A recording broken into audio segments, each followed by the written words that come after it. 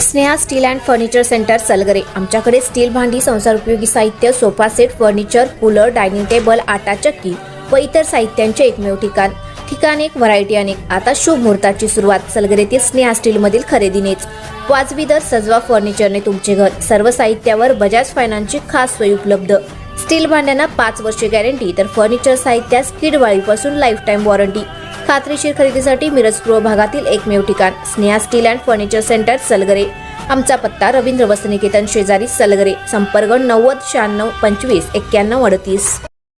प्रत्येक बातमीतील घटनेच्या वास्तविकतेची तुलना थेट पाहत रहा सांगली अपडेट।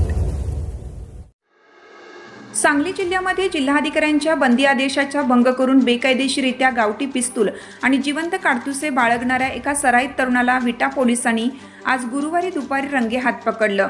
स्थानिक गुन्हे अन्वेषण शाखा आणि विटा पोलिसांनी संयुक्तपणे ही कारवाई केली।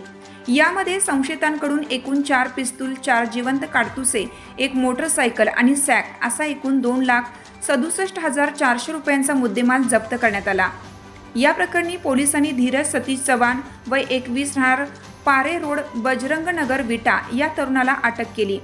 त्याला पिस्तूल पुरवणाऱ्या पाजी, पूर्ण नाव माहीत नाही, राहणार सेंधवा, मध्य प्रदेश या मुख्य संशयिताविरोधातही गुन्हा दाखल केला आहे। याबाबत स्थानिक गुन्हे अन्वेषण शाखेचे पोलीस अंमलदार सूर्यकांत साळुंके यांनी विटा पोलीस ठाण्यात फिर्याद दिली आहे।